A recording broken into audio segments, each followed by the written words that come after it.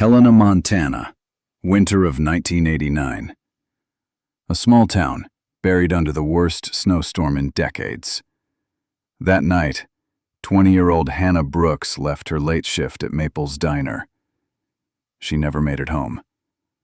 Her pickup truck was found on a lonely mountain road, headlights still on, engine running, door open. Inside were her coat, her wallet, her keys. Footprints led away from the truck but vanished into the storm. On the passenger seat, a cigarette pack that wasn't hers. From that night forward, Hannah was gone. No clear suspect, no answers, just silence. For more than 30 years, the case consumed her family and haunted the town. A boyfriend accused, then cleared. Rumors and false leads everywhere. The truth stayed buried, until modern DNA testing exposed it. The killer wasn't a stranger passing through. It was someone the community trusted every single day. If stories like this matter to you, don't let them fade into silence. Subscribe and stay with us as we uncover the cases that time tried to bury. Hannah Brooks was born in 1969 in Helena, Montana. She was the oldest child in a working-class family. Her father, Robert, worked long hours as a mechanic. He was strict in some ways, but everyone who knew him said his children were the center of his life. Her mother, Helena, worked as a sales clerk at a small shop in town. She was known as warm, kind, and patient. Hannah also had a younger brother, Jason, who was just 12 years old in 1989. The two siblings were close. Hannah often helped care for him, walked him to school, and looked out for him in the way only an older sister can. The Brooks family lived in a modest home on the edge of town. Their neighborhood was quiet, the kind of place where people waved at each other from the porch and kept their doors unlocked. Helena was not a city known for violent crime. For most families, the biggest worry was the long winters and how to make ends meet. That is why what happened later shook the community to its core. At the time of her disappearance, Hannah was 20 years old. She had finished high school a few years earlier, but decided not to leave home for college. Money was tight, and instead of pursuing her studies right away, she took on full-time work. She was employed at Maple's Diner, a small roadside restaurant off the highway. The diner was a popular stop for truck drivers and night shift workers. Hannah usually worked evenings and late nights, shifts that many others avoided. For her, it was a way to earn steady income and to start saving for the future. Her dream was to go back to school. She often spoke about wanting to study nursing. Friends remembered her talking about applying to a community college within a couple of years. She was practical. She knew it would take time and money, but she believed it was possible. Hannah had a reputation for being responsible, cheerful, and approachable. At Maple's Diner, she was known for keeping a smile, even on slow nights when snowstorms drove away customers. In her personal life, Hannah was like many young women her age. She had dated Kevin Miller, a local man a year older than her, for about a year before they broke up. Their relationship had ups and downs, and according to friends, Kevin could be jealous at times. Still, those who knew Hannah said she never seemed afraid of him. By the time she disappeared, they were no longer in close contact. That didn't stop Kevin from becoming the first suspect when the case turned cold. Outside of that, Hannah's social circle was small. She worked, spent time with her family, and occasionally went out with friends. Her mother later described her as someone who preferred quiet evenings at home over wild nights out. This simple lifestyle made her disappearance all the more confusing. There was nothing in her history that suggested she would run away or leave without telling anyone. For the people of Helena, Hannah was more than just another young woman in town. She was seen as a kind of local example, respectful, hard-working, and trustworthy. Neighbors often called her the Golden Girl because she seemed to embody everything good about the small community. She helped her mother, kept her job, stayed close to her family, and had plans for the future. Because of this, the news of her disappearance hit the town hard. Families who had daughters her age immediately felt fear. If Hannah could vanish, anyone could. Parents started worrying about letting their children walk home alone or work late hours. Friends who saw her only days earlier could not believe she was gone. The Brooks family's suffering went beyond words. For Robert, the father, his identity as a provider and protector was shattered. He had built his life on the idea that he could keep his family safe. Losing Hannah was something he could not accept. He would later dedicate decades of his life to investigating her case on his own, turning the garage into a private archive filled with newspaper clippings, maps, and police reports. For Elaine, in the broader community, Hannah's name became synonymous with unanswered questions. People speculated, spread rumors, and clung to theories. Some said she might have run away, though her family dismissed that idea immediately. Others believed she had been targeted by someone passing through town. The truth, however, would remain buried for decades. Looking back now, the details of Hannah's background are important not because they explain what happened, but because they show why her case never faded from memory. She was not someone who lived on the edges of society. She was central to her family, well-liked in her community, and had clear goals for her life. Her sudden disappearance created a hole that could not be filled. The case of Hannah Brooks is remembered not just for the violence of her fate, but for how ordinary her life seemed before it happened. She was a daughter, a sister, a worker at a small-town diner. She had no enemies, no secrets, no reason to vanish. That's what made her story unforgettable. Her background explains why the investigation gained so much attention. From the very beginning, there was no logical reason for Hannah to disappear. No evidence she planned to leave, no history of trouble. The absence of motive made the crime harder to solve and harder to accept. Even decades later, when investigators revisited the case, they returned to the same conclusion. Hannah Brooks had been taken against her will. The focus then shifted to the evidence, to the small details left behind, and to the people who had once crossed paths with her. By the time the truth finally came out, the background of Hannah's life only deepened the sense of betrayal. The person responsible for her death was not a stranger. He was someone who had lived among them, who drove a school bus, who waved to parents and smiled at children. That contrast between Hannah's life of trust and the hidden danger in her own community is what turned her disappearance into one of Montana's most haunting cases. February 10th, 1989, Helena, Montana. That evening, the snow had already started to fall heavily. By nightfall, it had turned into what many later called the worst blizzard of the decade. Roads were closing. Visibility dropped to almost nothing. For most people, it was a night to stay home.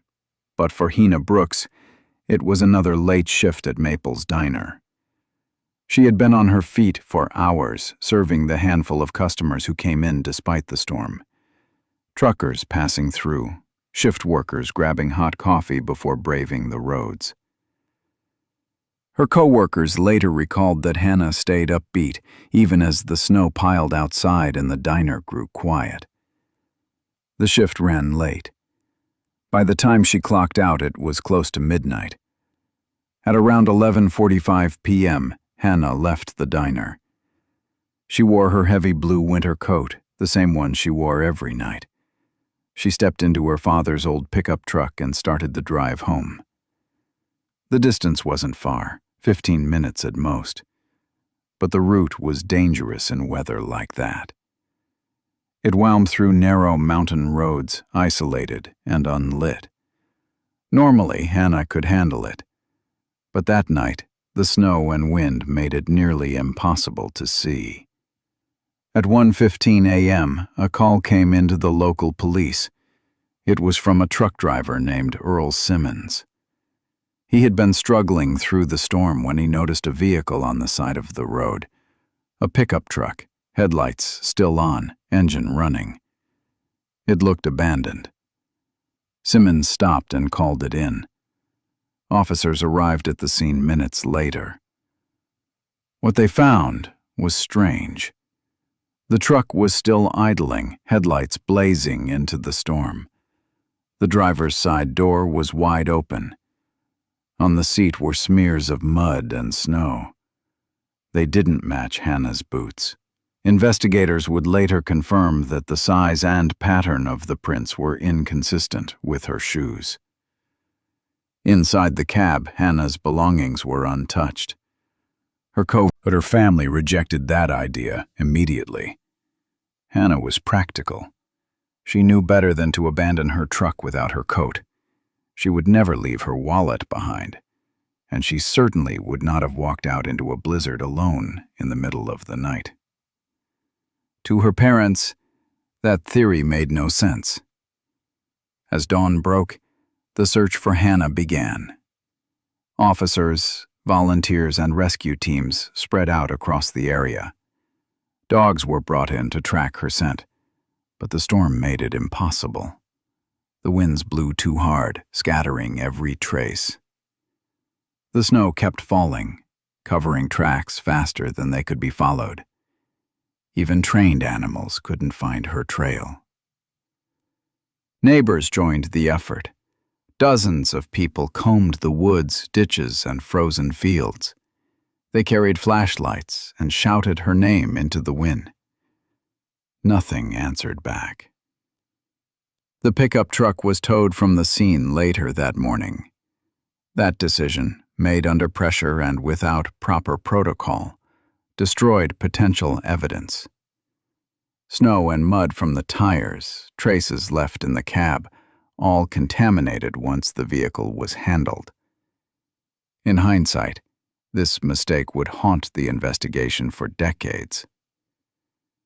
By the end of the first 24 hours, authorities had no body, no suspect, and no leads. All they had was a running truck, some footprints lost in the storm, and a cigarette pack. Rumors began almost immediately. Some believed Hannah had been abducted by a passing stranger who picked the worst night possible to strike. Others thought it was someone she knew, someone comfortable enough to get into her truck. And a few clung to the idea that she had simply walked off into the snow and would eventually be found frozen nearby. But the search kept coming up empty. For days, rescuers dug through snowdrifts and scanned the frozen ground.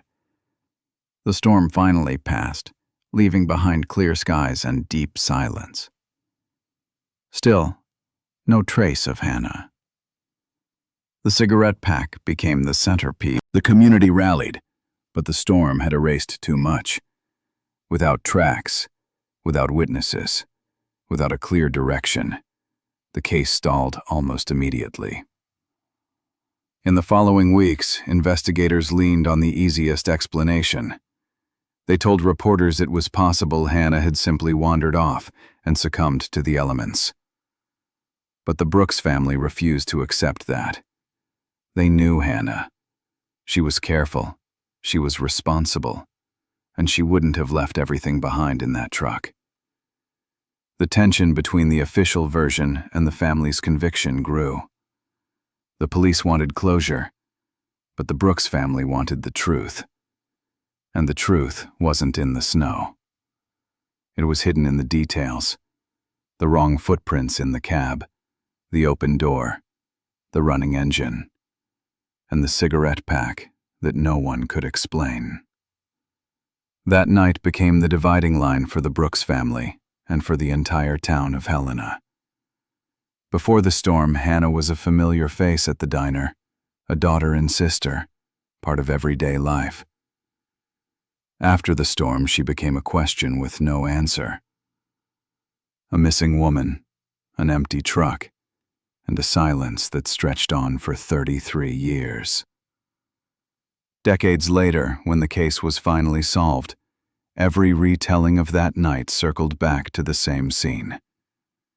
The truck on the side of the road, the lights cutting through the snow, the footprints vanishing into the storm, and the cigarette pack, waiting quietly for the day when science could reveal the truth. That night of disappearance wasn't just a moment frozen in time. It was the foundation of one of Montana's most haunting mysteries. A case that would stay unsolved for over 3 decades, until DNA technology exposed the killer who had hidden in plain sight. The early investigation into the disappearance of Hannah Brooks began with urgency and confusion, and from the first hours it carried the DNA of a failure that would take decades to undo. Helena police took the call, but the department was small. Most officers handled traffic accidents, bar fights, and winter pileups. They did not have a homicide unit, and they had never managed a major missing person case in the middle of a blizzard. The on-duty supervisor split his team between closing roads and checking stranded vehicles. By the time 2 patrol cars reached the pickup, the storm had chewed through the scene. The truck was still idling on the shoulder, headlights blasting into a white wall of snow. Officers stepped out and immediately fought the wind. They saw the open door, the scattered snow on the driver's seat, and the coat, wallet, and keys left in place. They started calling Hannah's name into the dark and shining flashlights along the tree line. Within minutes, other cars arrived, then a tow truck, then, worse, onlookers. The shoulder became crowded. People tried to help, but every footstep crushed potential evidence into the slush. No perimeter was set, no crime scene tape went up. A tow operator climbed into the cab to move the truck a few feet off the lane so plows could pass. That decision smeared the snow on the pedals and floor mats and left handprints where none may have been before. Officers gathered what they could: the coat, the wallet, the cigarette pack on the passenger seat. They placed the items in paper bags but worked in freezing air and blowing snow. Labels smeared, bags dampened. Later in storage, a few evidence seals would be found loosely taped, edges warped by moisture. None of it was malicious. It was inexperience in the worst possible weather. Within hours, the department needed a theory. The first was simple and convenient. Maybe Hannah left the truck, got disoriented, and walked into the storm. Detectives brought Kevin in. They questioned him for hours across 2 days. Where were you between 11:45 p.m. and 1:30 a.m.? Who can confirm it? Why did you argue last fall? Kevin said he had been at home, stuck inside by the storm, and fell asleep in front of the TV. He lived alone. He had no one to vouch for him. He denied seeing Hannah that week. He consented to a search of his apartment and car. Officers found nothing. No blood, no clothing out of place, no scratches on his hands, no sudden cleanup. They took his boots. The tread did not match the smears in the truck. They asked for a blood sample. He agreed. The lab could only run basic serology and blood typing. It found nothing linking him to the pickup. Despite that, the department announced that Kevin had been detained pending further investigation. The town took sides overnight. Some people were sure he did it. Others said he was a convenient target. The Brooks family avoided the noise and kept pushing investigators to widen the search. Robert begged the chief to re-interview everyone who drove the mountain road that night. He pointed to a detail nearly everyone else had ignored.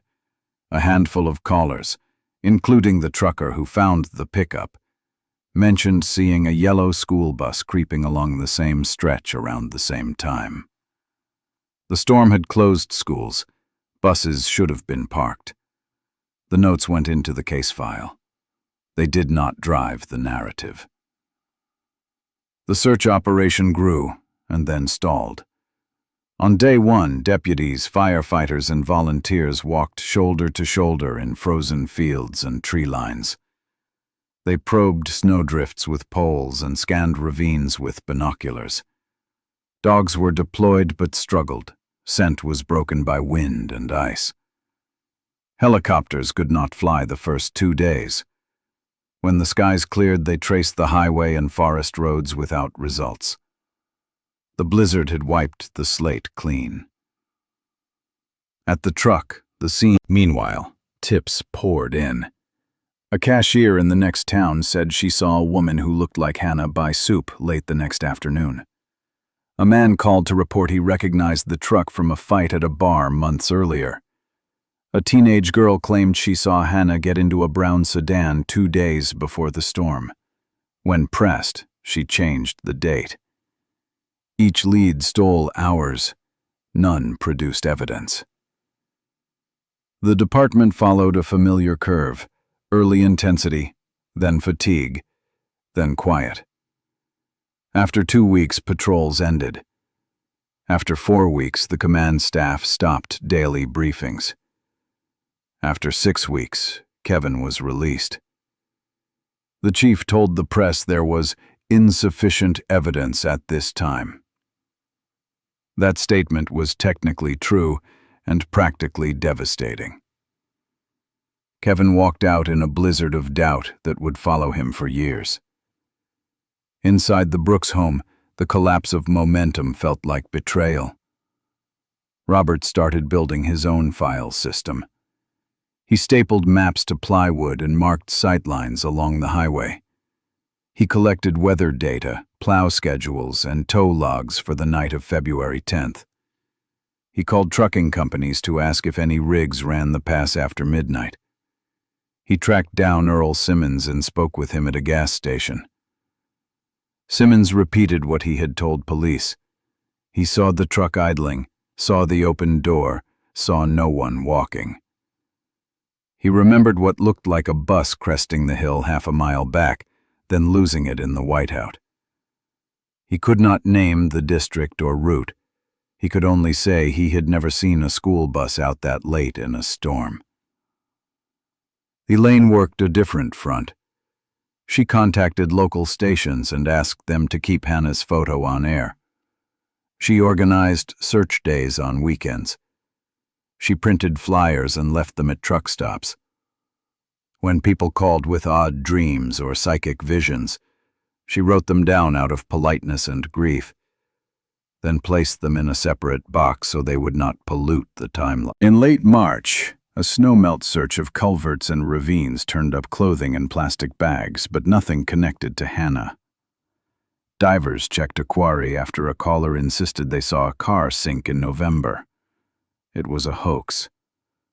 The state police reviewed the case briefly and concluded the local department had done an adequate job under difficult conditions. Adequate would never be enough. Spring brought more rumors. A young man bragged in a bar that he knew what happened to the diner girl. He recanted when sober. A hitchhiker arrested for shoplifting claimed he rode with a driver who wouldn't stop talking about the missing waitress.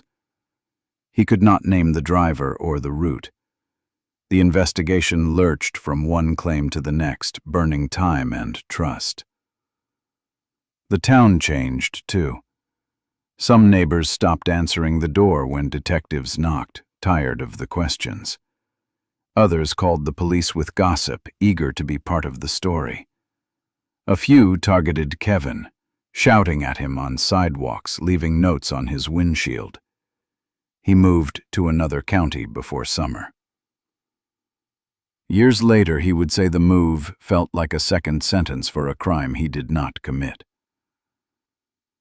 By early summer, the case crossed an invisible line. The active search ended. The task force disbanded. The chief told the Brooks family the department would keep working leads as they come. A bulletin remained in the lobby with Hannah's photo, but fresh tips slowed to a trickle. The evidence room shelved the boxes. Inside one of them, the cigarette pack sat in a sealed envelope with a handwritten label that had smeared in the storm and been traced over in pen. The investigation's early record was now set. A contaminated scene, a narrow suspect focus, overlooked sightings, and a community pushed to the edge by weather and fear. The very details that might have broken the case, who left the cigarette pack, why the seat showed the wrong boot pattern, what a school bus was doing on a closed school night. What no one could see in 1989 was that the only clean path forward had already been stored, almost as an afterthought. The cigarette pack waited in its envelope for a technology that did not exist in Helena at the time. When that technology finally arrived 3 decades later, it would cut straight through the noise of those early months. It would speak for a night that the storm had tried to erase, and it would expose how close the truth had always been, even as the investigation veered off course and a killer blended back into everyday life. When the investigation into Hannah Brooks's disappearance stalled, the official word from the Helena Police Department was simple. The case was being moved into inactive status. To the public, that meant it was now a cold case. For the Brooks family, it meant something else. It meant they were on their own. Robert Brooks, Hannah's father, refused to let the file gather dust. He cleared out his garage and transformed it into a personal command center. The walls filled with maps, pinned with colored markers tracing every possible route from the diner to the mountain road. He sketched a timeline of the night of February 10th down to the minute. He listed every witness name, every call logged, every tip that reached the department. He collected newspaper articles, police reports, even copies of court documents from Kevin Miller's brief arrest. He pored over them late at night, often until sunrise. His goal was to find contradictions, overlooked details, or any thread that could pull the case forward. Robert called the police station weekly, sometimes daily. He demanded updates, pushed for new searches, asked whether anyone had run down new witnesses. Most of the time the answer was the same. No new leads, nothing to report. Officers grew tired of him. Some quietly admitted that without new evidence there was nothing more they could do. Robert didn't accept that. In his mind, for Jason, Hannah's younger brother, growing up in the shadow of the case was brutal. He was 12 years old when she vanished. At school, classmates whispered about him. Some said Hannah had run away. Others said she'd left to start a new life and abandoned her family. A few repeated cruel rumors that she had been pregnant or that she was involved with dangerous people. None of it was true, but Jason had to hear it every day. He withdrew, kept to himself, and carried the weight of being the boy whose sister disappeared.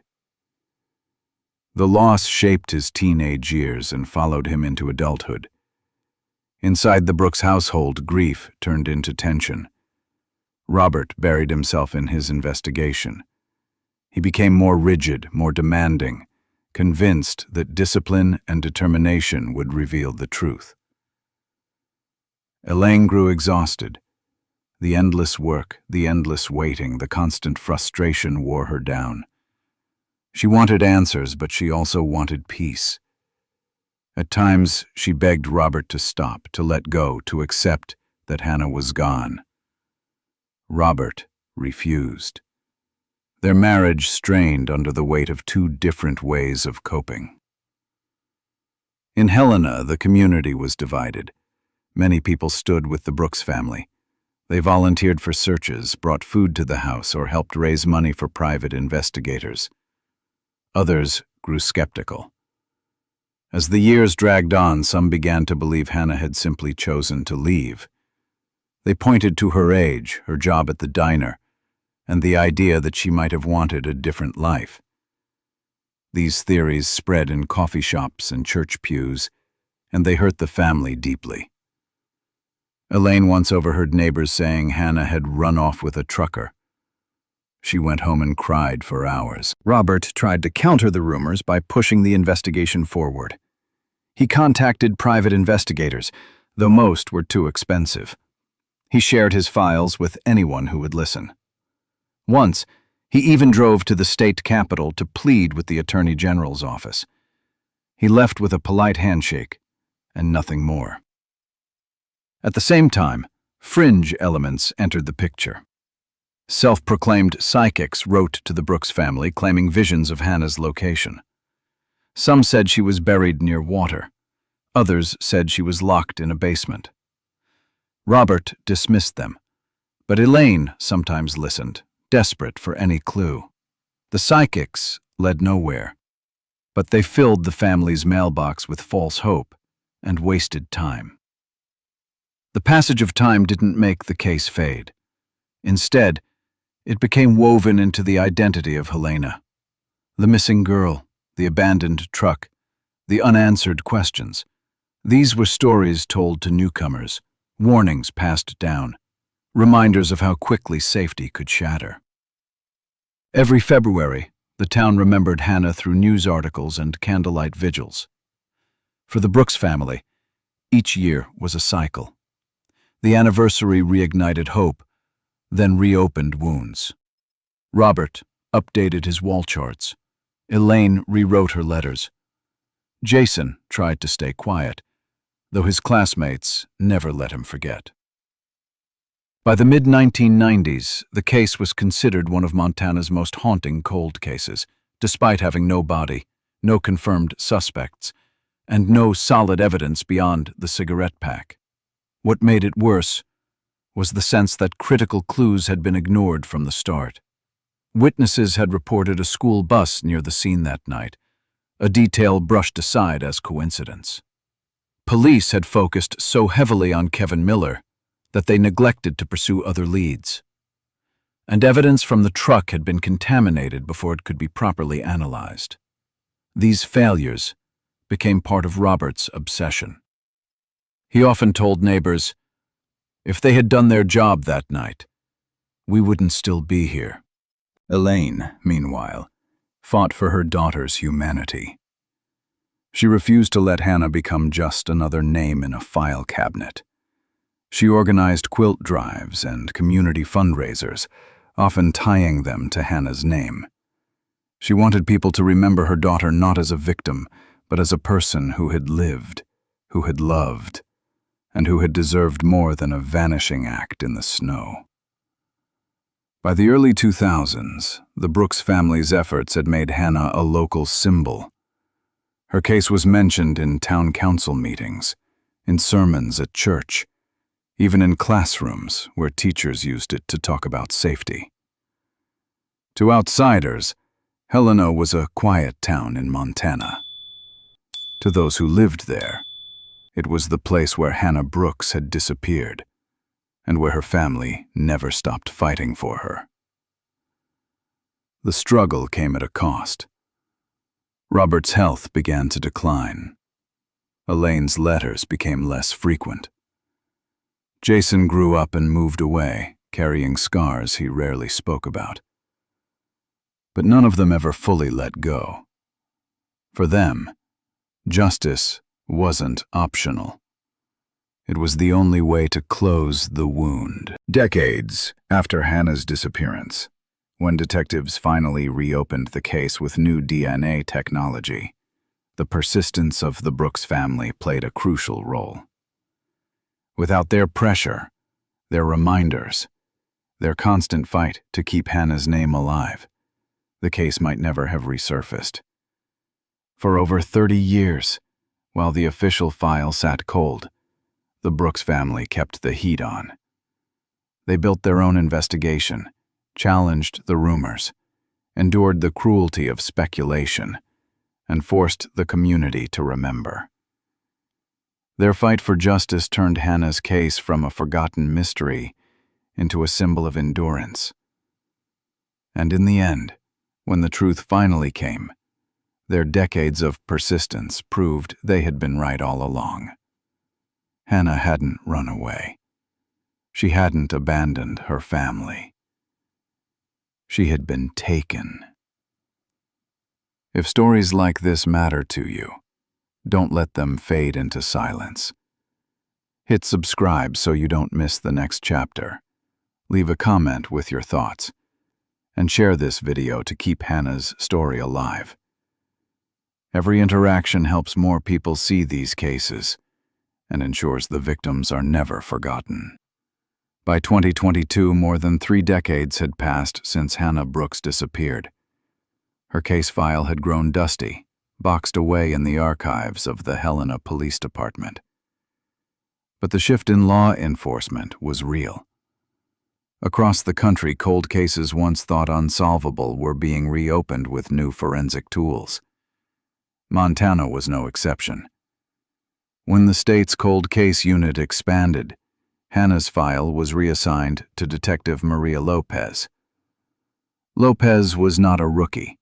She had cut her teeth in New Mexico, working with forensic specialists and learning the ins and outs of DNA analysis and genetic genealogy. She had a reputation for patience and detail. When she first opened the Brooks file, she was met with what most investigators dread. Pages of old reports stained with age, inconsistent witness statements, and a chain of custody riddled with mistakes. That single finding shifted the ground beneath the case. For years, Kevin had lived under a cloud of suspicion. The town had whispered his name. Old friends had drifted away. Employers had hesitated to hire him. The DNA cleared him once and for all. Lopez contacted him personally to tell him the results. For the first time in decades, Kevin was officially out from under the shadow of Hannah's disappearance. But clearing Kevin was only the first step.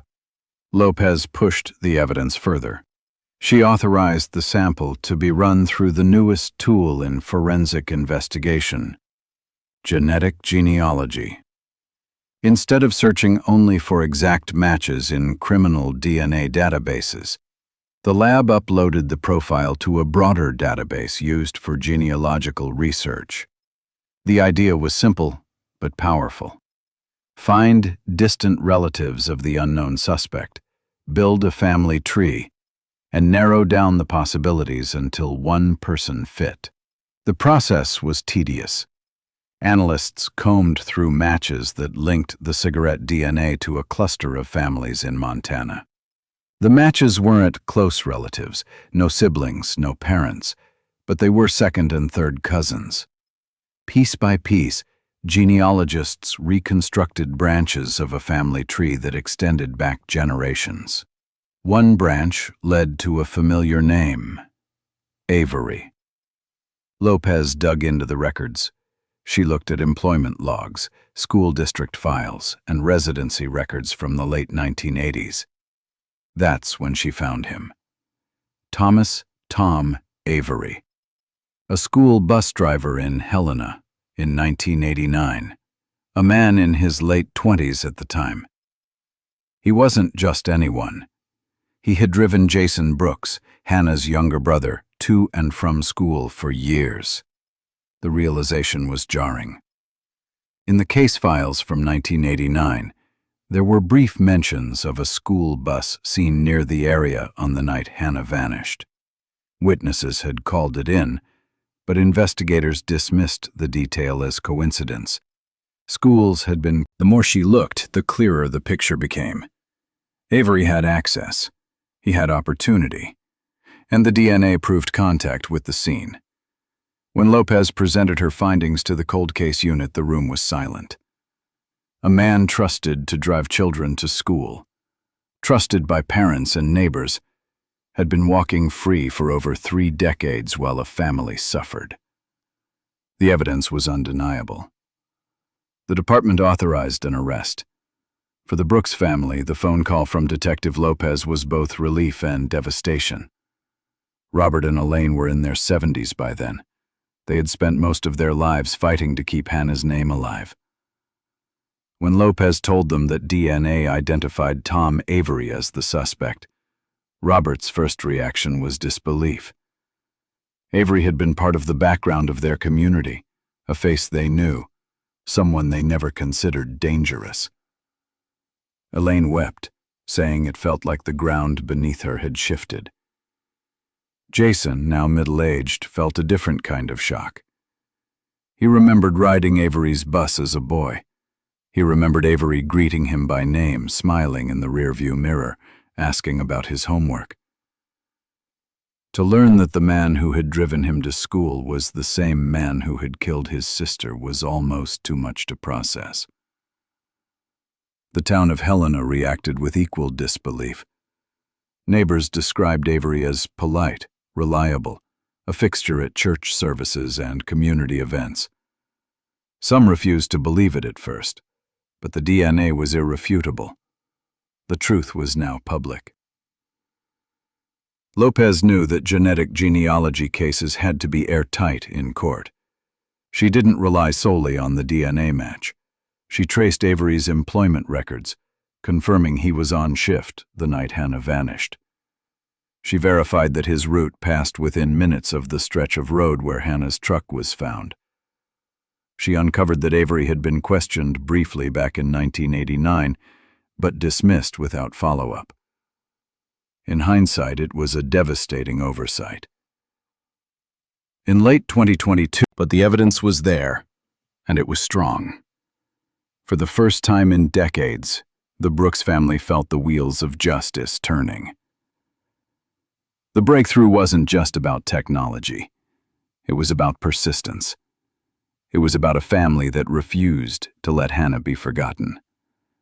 It was about a detective who believed that even the smallest piece of evidence could speak decades later. And it was about the way science had finally outpaced the mistakes of the past. The cigarette pack, once dismissed as a meaningless detail, had carried the truth all along. It had waited in a dusty evidence locker, untouched, until someone was willing to look again. For 33 years, the Brooks family had lived without answers. Now, in a single lab report, they had them. Tom Avery was the man who had taken Hannah's life. And with that revelation, the coldest of Montana's cold cases began to thaw. By late 2022, the DNA match to Tom Avery was conclusive. The Helena Police Department prepared an arrest warrant. After more than 3 decades of dead ends, they finally had the name of Hannah Brooks's killer. Detectives arrived at Avery's modest home on a cold December morning. He was 62 years old, retired, living alone, known to neighbors as quiet and dependable. To them, he was just Tom, the man who still volunteered at church, who sometimes shoveled snow for the elderly. That morning, those same neighbors stood frozen as they watched officers lead him out in handcuffs. The man they had trusted for years was suddenly accused of the town's darkest crime. At the station, Avery was placed in an interview room. At first, he said nothing. He denied involvement, insisted he had nothing to do with Hannah's disappearance. Detectives pressed him with the evidence, the DNA from the cigarette pack found in her truck. The lab reports were clear. When pressed about what he did afterward, Avery revealed the detail that changed everything. He said he had hidden Hannah's body in an abandoned coal mine several miles outside Helena. In the years that followed, he returned to the site more than once, covering the remains with rocks and debris to ensure no one would ever find her. The confession gave detectives what they needed: a location. In early 2023, search teams descended on the abandoned mine. It was dangerous terrain, unstable ground, bitter cold. But after days of excavation, they found skeletal remains along with a small, tarnished necklace, a heart-shaped pendant. Hannah's mother had told police in 1989 that her daughter never went anywhere without it. The necklace was still there, even after 33 years underground. DNA tests confirmed the remains were Hannah Brooks. For the Brooks family, the discovery was devastating and relieving at the same time. After decades of uncertainty, they finally knew what happened. But the truth was almost unbearable. Hannah had been so close, hidden in the same mountains the family had looked at every day of their lives. The arrest made headlines across Montana. Local and national news outlets swarmed Helena. The image of Avery, a gray-haired man in shackles, appeared on front pages and television screens. Reporters replayed the story of the missing waitress who vanished in a snowstorm, now revealed to be the victim of someone she and her family had known for years. The trial was scheduled for mid-2023. From the beginning, it was clear this case would attract enormous attention. Prosecutors laid out the evidence: the DNA from the cigarette pack, the confession, the recovery of Hannah's remains, the necklace, and the long-ignored witness reports of a school bus near the scene. They painted Avery not as a man who acted on impulse, but as someone who exploited his position of trust, someone who had hidden in plain sight. For witnesses testified, one by one. Former investigators described the mistakes of 1989. Forensic experts explained how the DNA was recovered and matched. Members of the Brooks family took the stand, describing years of pain and the cruel rumors that Hannah had run away. Each testimony deepened the picture of how Avery's silence had prolonged the suffering of an entire community. The trial lasted several weeks. The courtroom was packed every day, with reporters in the back and townspeople filling the benches. The Brooks family sat in the front row, facing the man who had stolen Hannah from them. Robert Brooks clenched his jaw. Elaine sat with her hands folded. Jason stared straight ahead. When Avery himself took the stand, he admitted his role but downplayed his intent. He said it was never his plan to kill Hannah, that things had gotten out of control.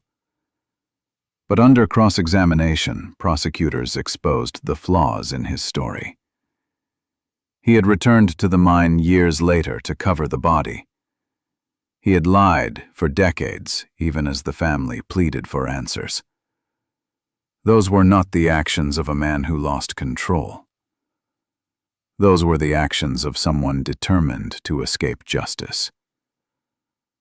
The jury deliberated for hours. When they returned, the verdict was unanimous: guilty of murder in the first degree. The judge sentenced Thomas Avery to life in prison, without the possibility of parole. In that moment, the Brooks family finally heard the words they had waited to hear for 33 years. Robert broke down in tears. Elaine stared at the floor, silent. Jason later told reporters, "Justice finally came.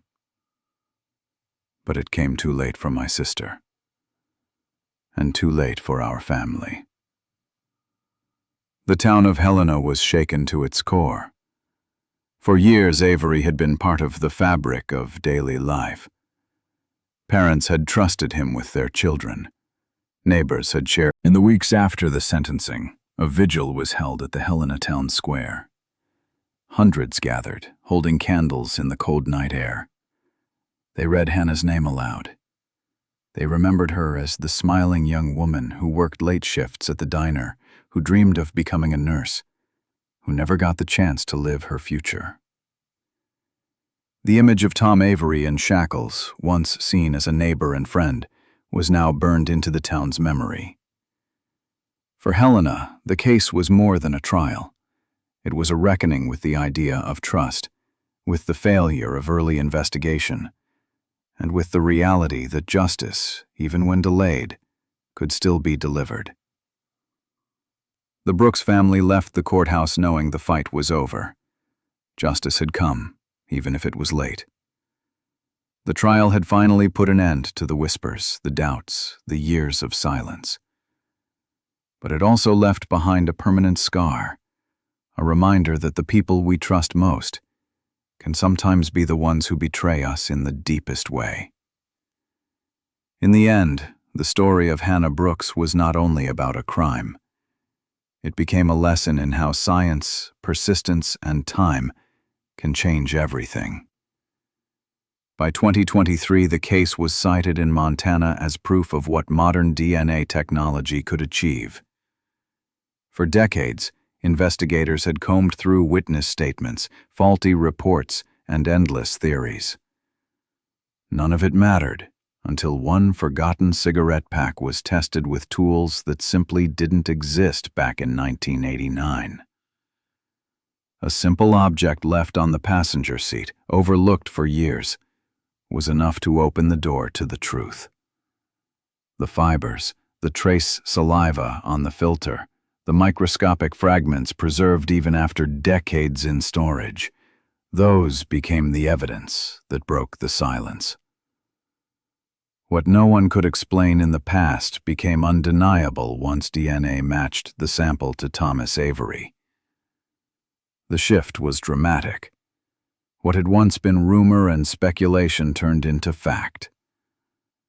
For the Brooks family, this was valid. These errors mattered. They meant that the trail leading to Avery went cold almost immediately. What could have been resolved in months troubled into decades. For Robert Brooks, Hannah's father, this was unbearable. He had spent nights in his garage, turning it into a command center, pinning maps on the wall, drawing timelines. Each mistake by the police was one more weight on his shoulders. By the time Avery's name finally surfaced, Robert had already lost years of peace, years of family closeness, years of hope. When Avery was convicted, Robert broke down in court.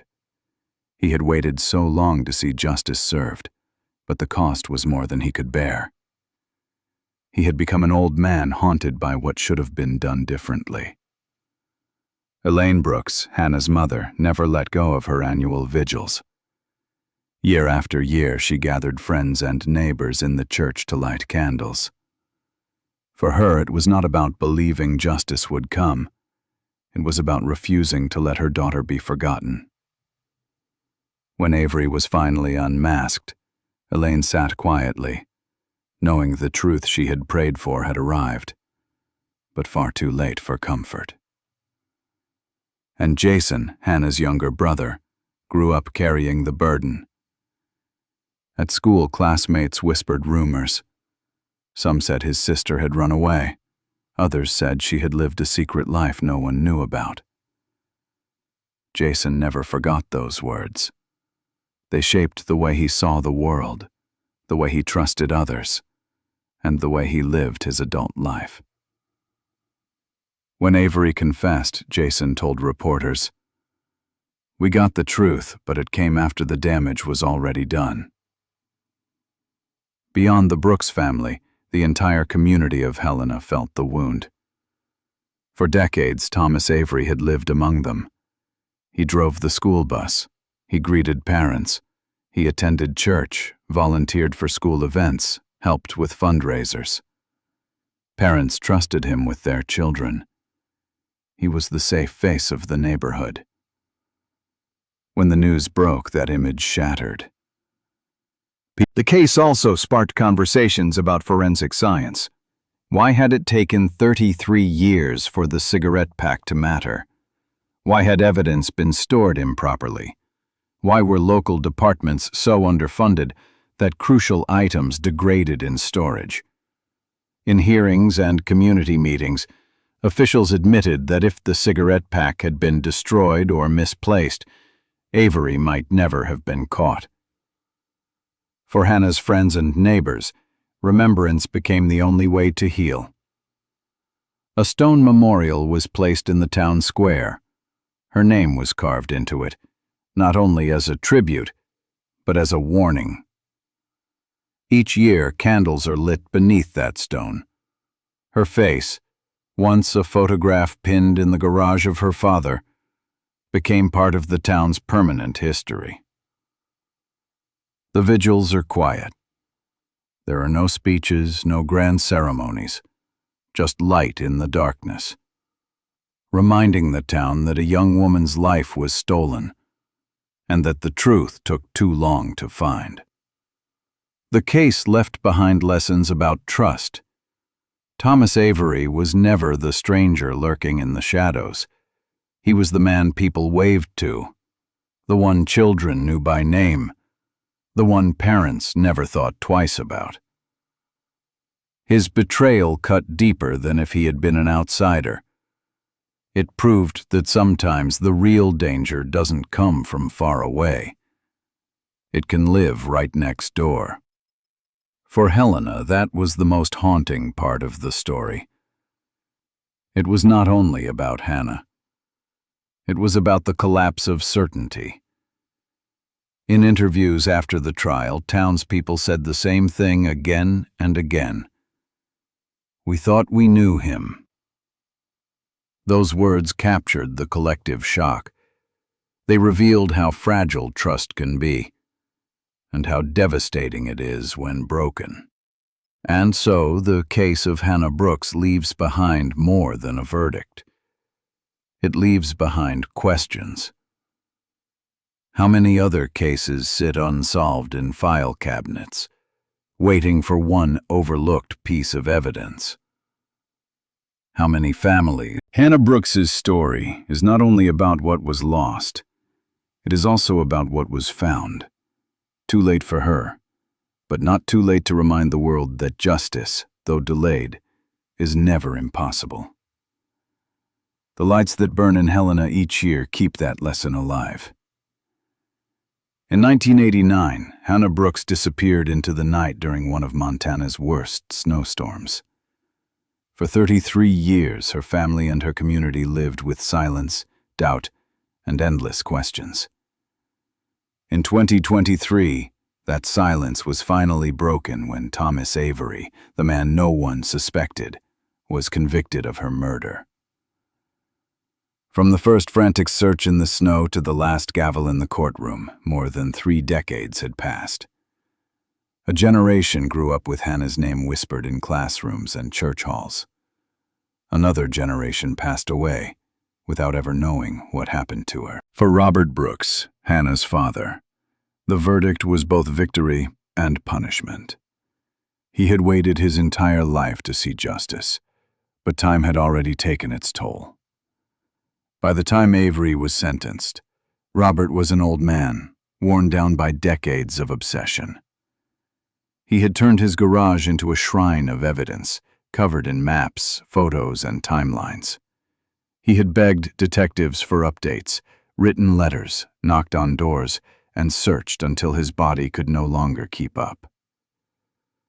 The conviction gave him the answer he wanted, but it came too late for peace. Elaine Brooks, Hannah's mother, carried her grief in a quieter way. Every year she had lit candles in the church for her daughter. Every year she had organized a memorial service, refusing to let the community forget Hannah's face. For her, Avery's conviction did not end the mourning, but it gave her something she had not felt in decades, a sense of stillness. She could now stand in front of that memorial with the knowledge that the man responsible had been unmasked. The ceremonies continued, but they carried a different tone. Less about questions, more about remembrance. Jason Brooks, the 12-year-old boy who lost his sister in 1989, grew into a man shaped by the absence in his childhood. He endured whispers at school, cruel comments that Hannah had run away, and the crushing silence at home. For him, the verdict was not only justice for Hannah, it was a release from decades of doubt. Jason began to speak publicly, telling Hannah's story in schools and community meetings, warning people not to assume that danger always comes from strangers. For him, Hannah's memory became a call to awareness. The town of Helena, too, carried scars. For decades, people wondered if a drifter had taken Hannah, if she had vanished into the storm, or if someone close to her had betrayed her. The truth was worse than most imagined. The man who drove their children to school, who volunteered at church events, who smiled and waved from behind the wheel of a school bus, was the killer. It shook the very foundation of what the community thought it knew about trust. Parents who once told their children, "Don't talk to strangers," had to accept that sometimes it is the familiar face that hides the darkest secret. In the years after Avery's conviction, Hannah's case was studied far beyond Helena. Law enforcement agencies across Montana and in other states used it as a reminder of how fragile early investigations can be. Allowing curious bystanders near her truck, failing to secure evidence, and focusing too narrowly on one suspect had cost the Brooks family decades. Simple mistakes in 1989 delayed justice until 2023. But the case was also proof of progress. A cigarette pack overlooked for 33 years had been the key. DNA technology, once too limited to be useful, had advanced to the point where even a trace on old paper could lead investigators to a suspect.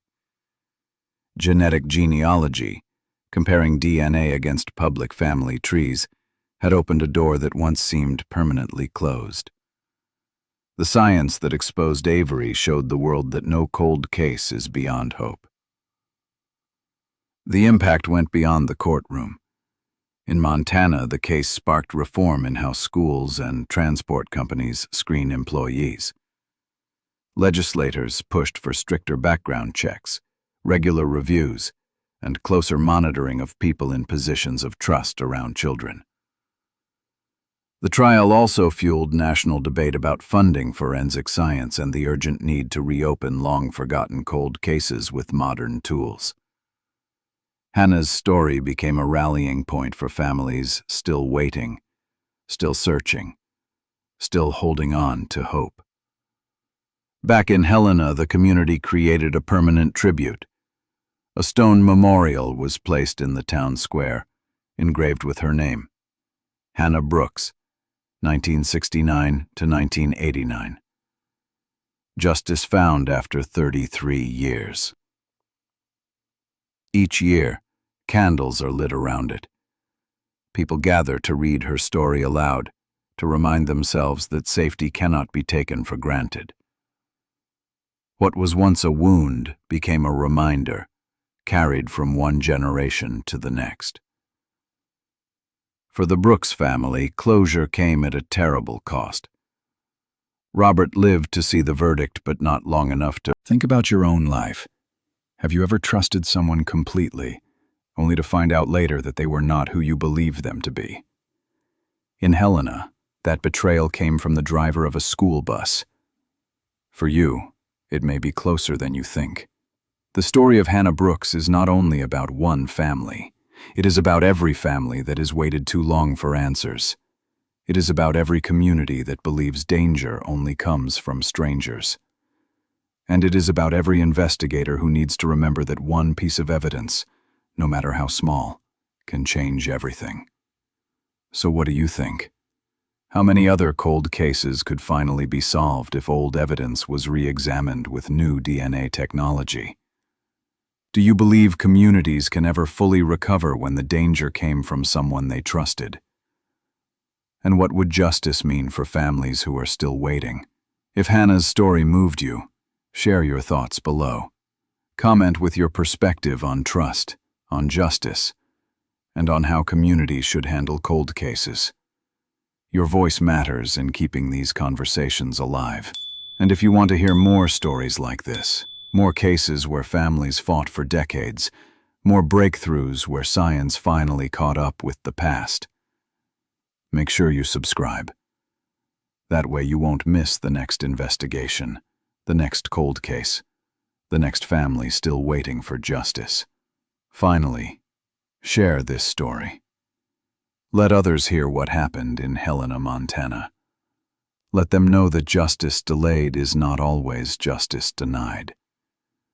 The more people understand what went wrong and how it was fixed, the more hope there is for other families still searching for answers. The last image the community holds on to is simple. A stone marker in the town square. Hannah's name carved into it. Candles flickering in the cold Montana night. Words etched into granite speak louder than decades of silence. For Hannah Brooks, 1969 to 1989. Justice found after 33 years. And with that, her story closes. Not erased.